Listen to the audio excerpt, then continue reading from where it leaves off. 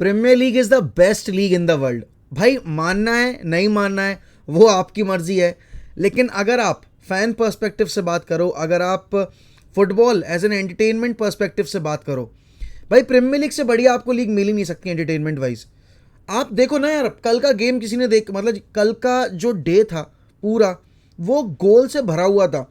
Liverpool 9 goal, Man City versus Crystal Palace में आपने 6 गोल देखे। आपने चेल्सी जो 10 मैन हो गई थी, उसने अपना गेम जीता लेस्टर के अगेंस्ट। वहां पर आर्सेनल ने कमबैक किया 1-0 डाउन जाने के बाद। कल का अगर मैं गेम देखूं यार, मतलब कल का मैं अगर दिन समराइज करूं, it was a goal galore day. बस हम केवल हमने एक गोल स्कोर किया था यूनाइटेड ने। लेकिन भाई एक चीज़ मैं बोलना चाहूँगा, मोहम्मद सलाह इज़ अ फ्रॉड। साले ने मेरे एफपीएल के पॉइंट्स डुबा दिए सारे। सोचो सोचो ज़रा, लिवरपूल 9 गोल स्कोर कर रही है भाई, लिवरपूल 9 गोल स्कोर कर रही है और सलाह का उसमें एक भी इन्वॉल्वमेंट नहीं है, ना असिस्ट ना गोल, कुछ नहीं किया सलाह ने कल फुटबॉल पिच पर। एक टाइम हुआ करता था अगर लिवरपूल 4 गोल स्कोर कर रही है तो मोहम्मद सलाह के उसमें से 3 गोल होते थे या 2-3 असिस्ट होते थे। पिछला गेम वीक ब्लैंक कर दिया भाई साहब ने मेरा। वो तो चलो ठीक है, हम जीत गए तो मैं बहुत खुश था, लेकिन भाई जब तुम 9 गोल मार रहे हो बॉर्नमouth के अगेंस्ट, उसमें तुम्हारे मेन प्लेयर का एक गोल कंट्रीब्यूशन नहीं है, how is that possible. But भाई एक कैरेक्टर की ज़रूरत थी लिवरपूल को बॉर्नमouth के अगेंस्ट, और वो कैरेक्टर यर्गन क्लॉप की टीम ने दिखाया। पहले आपने 5 गोल स्कोर कर दिए थे भाई, बॉर्नमouth अपने घुटनों पे आ गई थी। मैं सही बताऊँ ना, अगर ये स्कूल कंपटीशन होता तो अभी हमारा कोच हमें इतना मार रहा होता ड्रेसिंग रूम में, पता नहीं कैसे। देखो यार, वही वाली बात है कि बॉर्नमouth जब एडी हाउ के अंडर खेलती थी तो उनके अंदर एक कैरेक्टर दिखता था, ठीक है ना। लेकिन यहाँ पर आपको वो चीज़ देखने को नहीं मिलेगी। एक तो सबसे बड़ी प्रॉब्लम क्या है ना इंग्लिश मैनेजर्स के साथ, कि वो अड़ियल बहुत होते हैं, अप्रोच चेंज नहीं करेंगे। बॉर्नमouth का शुरू से लेकर अभी तक के 4 गेम हो गए हैं, उन्होंने कोई इंप्रूवमेंट दिखाई नहीं है, वो डिग्रेड होते चले जा रहे हैं। और ऐसे ही चलता रहा तो भाई सैक हो जाएगा मैनेजर और कुछ नहीं होगा। यहाँ पर अगर मैं लिवरपूल के पर्सपेक्टिव से बात करूँ, लिवरपूल को एक ऐसी स्टेटमेंट विन चाहिए थी जिससे कि उनका फैन बेस थोड़ा शांत हो। और जितना हाहाकार मचा रखा है लोगों ने कि क्या लिवरपूल का ये सीज़न ख़राब होने वाला है, क्या लिवरपूल इस सीज़न टाइटल चैलेंज कर भी पाएगी या नहीं कर पाएगी। भाई देखो, 3 गेम वीक के बाद ना टाइटल जीते जाते हैं ना टाइटल बॉटल किए जाते हैं। हाँ, पॉइंट्स टेबल में पीछे डाउन हो जाओगे वो बात अलग है, लेकिन ये परफॉर्मेंस के बाद भाई एक तो उनका जीडी इंप्रूव हो गया। वो माइनस जीडी में बैठे हुए थे, उन्होंने 9 गोल स्कोर कर दिए, +5 का जीडी हो गया लिवरपूल का। और अभी वो आराम से अब जो एक्चुअली में top half of the table है उसमें आ चुके हैं। और यहाँ से आने वाले गेम्स लिवरपूल के लिए एक तरीके से सीढ़ी हैं। और क्योंकि यर्गन क्लॉप ने बोला भी है, देखो अभी तक यर्गन क्लॉप नहीं एक्सेप्ट कर रहे थे कि उन्हें मिडफील्डर चाहिए, मिडफील्डर चाहिए, मिडफील्डर चाहिए। लेकिन अभी यर्गन क्लॉप के स्टेटमेंट बदल गए हैं। यर्गन क्लॉप ने बोला है पब्लिकली आकर कि हाँ, मुझे मिडफील्डर की ज़रूरत है। अब देखने वाली बात होगी भाई कि मिडफील्डर आएगा तो आएगा कौन, कौन सा अवेलेबल है मार्केट में। क्या लिवरपूल एक लेट लंच डालेगी किसी एक वर्ल्ड क्लास प्लेयर के लिए, क्योंकि रूबन नेवेस का नाम जुड़ने में आया है कि रूबन नेवेस आ सकते हैं। देखते हैं भाई क्या होता है क्या नहीं होता है। लेकिन ऑन अ होल अगर मैं प्रीमियर लीग के कल के दिन को समअप करूं, it was a perfect day for a football fan जो अपनी ज़िंदगी में बहुत स्ट्रगल कर रहा है और उसको वीकेंड पे एक रिलैक्सिंग डे चाहिए और वो फुटबॉल देखकर एंजॉय करना चाहता है, घर पे चिल करना चाहता है। तो भाई उसके हिसाब से तो it was a perfect day. बात करते हैं भाई दूसरे गेम की। हालैंड हालैंड भाई मैंने कैप्टन बना रखा था हालैंड को अपनी दूसरी टीम में। हालैंड ने भाई 34 पॉइंट दिए हैं मुझे।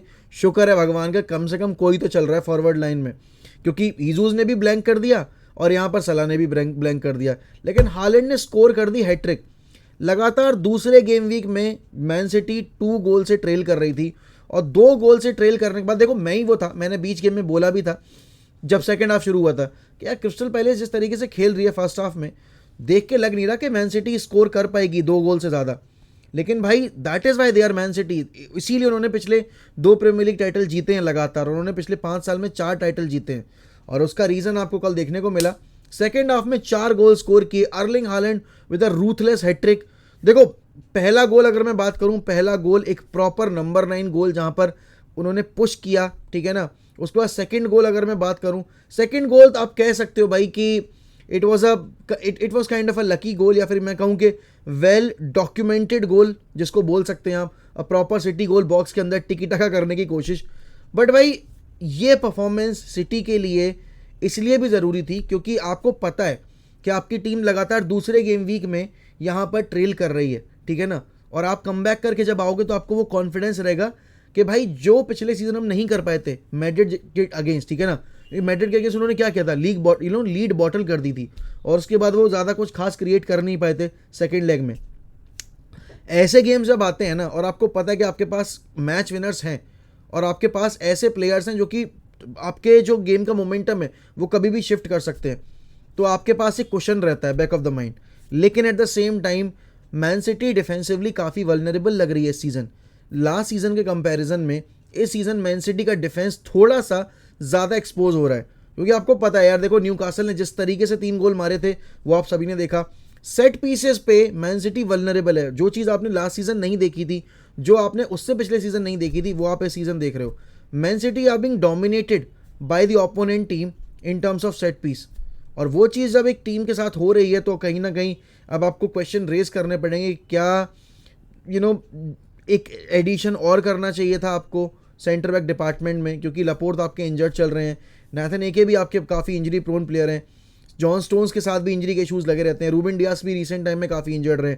तो क्या मैन सिटी को एक सेंटर बैक एडिशन करना चाहिए था अपने स्क्वाड में या नहीं, वो सोचने वाली बात है। प्लस लेफ्ट बैक की पोजीशन पर आपके पास अभी एक्सपीरियंस प्लेयर नहीं है, जो आए हैं वो आपके काफ़ी रॉ टैलेंट हैं, और अगर कैंसेलो को आप अगर बेंच भी करते हो तो यहाँ पर फिर आपके पास एक ऐसा एक्सपीरियंस प्लेयर नहीं होगा जो बैकलाइन को आपको संभाल के दे, ठीक है ना। But midfield once again Man City की मिडफील्ड ने ही पूरा गेम रन किया सेकेंड हाफ में। पहले हाफ में बहुत कॉम्पैक्ट खेल रही थी आपकी क्रिस्टल पैलेस, बट उसके बाद जब सेकेंड हाफ आया भाई धागे खोल दिए।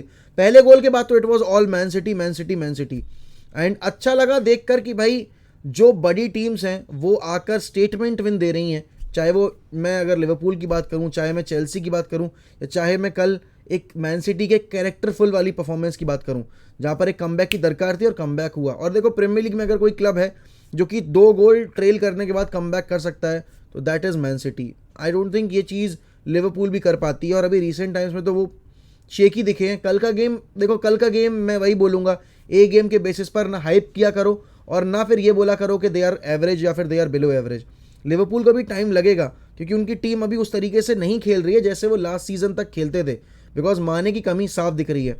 But at the same time भाई बॉबी फर्मिनो ने FPL वालों की चांदी कर दी। जिसने भी बॉबी फर्मिनो लिया होगा ना उसकी कल बल्ले बल्ले तो शावा शावा हो गई होगी कसम से। बट बात करते हैं चेल्सी वाले गेम की। Chelsea second game week running भाई रेड कार्ड, पिछले गेम वीक कोलिबली को मिला था, लास्ट अभी कल आपने कॉनर का गैलेगर को रेड कार्ड हासिल करते देखा।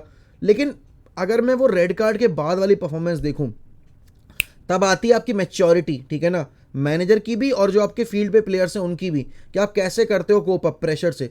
बहुत सारी टीम्स होती हैं क्रम्बल कर जाती हैं उन सिचुएशन में जब आपको पता है आप 10 मैन डाउन हो गए हो और आप गोल पे गोल कंसीड करते जा रहे हो। और लेस्टर बम्बार्ड कर रही थी लेकिन लेस्टर को उनका नेचुरल गेम खेलने नहीं दिया चेल्सी ने, एंड लेस्टर ने 1 गोल स्कोर किया बट चेल्सी ने ऑलरेडी 2-0 की लीड हासिल कर ली थी। Raheem Sterling with an absolute banger of a goal, और एक डिफरेंट डायनामिज्म के साथ दिखी हमें कल चेल्सी। 4-2-2 की फॉर्मेशन के साथ गए थे वो। और यहाँ पर देखो समझने वाली बात ये है कि चेल्सी के पास अभी भी साइनिंग्स की कमी है। उन्हें अपने अटैक डिपार्टमेंट में साइनिंग्स चाहिए, उनको मिडफील्ड में कम से कम 1 प्लेयर और एडिशन करना पड़ेगा, क्योंकि अभी क्या है ना, सीज़न बहुत लंबा है, बहुत सारे मैचेस खेलने हैं, वर्ल्ड कप ईयर भी है। अगर इंजरीज हो जाती हैं 1-2 प्लेयर्स को तो सीज़न जो है चेल्सी का वो तितर बितर हो सकता है।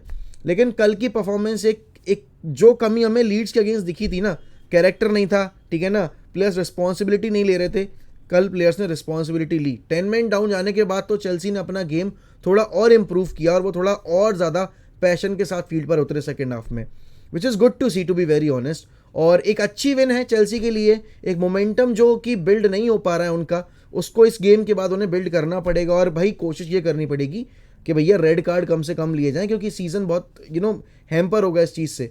ज़्यादा आपके पास अच्छे प्लेयर्स बचे नहीं हैं बेंच के ऊपर जिनसे आप रिप्लेस कर पाओगे। But it was a good performance from Chelsea FC। यहाँ पर पता है आर्सेनल भाई जिस तरीके से खेल रही है ना इस पॉइंट ऑफ टाइम पर, हमें ये भाई अप्रिशिएट करना पड़ेगा आर्टेटा का एफर्ट, कि आर्टेटा ने लास्ट सीज़न बहुत बड़ा रिस्क लिया था अपने मेन गोल स्कोरर को जाने देने का, प्लस इस सीज़न भी उन्होंने जाने दिया लैकाजेट को, और वो हीजूस सिर्फ लेकर आए, ठीक है ना। लेकिन हम सारी बातें हीजूस और जिंचेंको पे कर रहे हैं। एक प्लेयर जो कि इस टीम को संभाल रहा है लास्ट सीज़न से वो है मार्टिन ओडेगार्ड। भाई Odegaard second game running 2 game के अंदर 3 गोल स्कोर किए मार्टिन ऑडिगार्ड ने. And what a peach of a performance from Arsenal भाई. As a rival I have to appreciate Mikel Arteta's approach कि उसको अपने गेम से समझौता करने में अब बिल्कुल भी मतलब वो तैयारी नहीं है कि मैं अपने प्लेइंग स्टाइल को सेक्रीफाइस करूं. फुलम ने लीड ली, उसके बाद आपने ऑडेगार्ड का, भाई पहली बात तो ये है सका और ओडेगार्ड का जो कॉम्बिनेशन चल रहा है अभी उनके अटैक लाइन में और मिडफील्ड में जिस तरीके से वो गेम को रन कर रहे हैं वो काबिल तारीफ है. प्लस अगर आपका हीजूस गोल स्कोर नहीं कर रहा है, ठीक है ना, तो वो गेम में कितना इनपुट दे रहा है ऑफ द बॉल मूवमेंट से, बॉल डिस्ट्रीब्यूशन से और अपने पोजिशनल प्ले से, वो मैटर करता है. अब जैसे बहुत सारे फॉरवर्ड्स हैं जो कि गोल स्कोर नहीं कर रहे हैं तो they are good for nothing, लेकिन बिना गोल स्कोर के आप टीम को कितना ज़्यादा हेल्प कर सकते हो वो मैटर करता है. अब यहाँ पर हीजूस क्योंकि एक वर्सेटाइल प्लेयर है, he operates as a wide forward, एक इनसाइड फॉरवर्ड की तरह वो भी ऑपरेट कर सकते हैं, ठीक है ना. तो ये जो फैक्टर है ना, ये आर्सेनल की इस टीम को एक अलग डायनामिज्म देता है. मार्टिनेली, सका gets maximum opportunities to get inside the box और वहाँ से वो अपना गेम रन करें.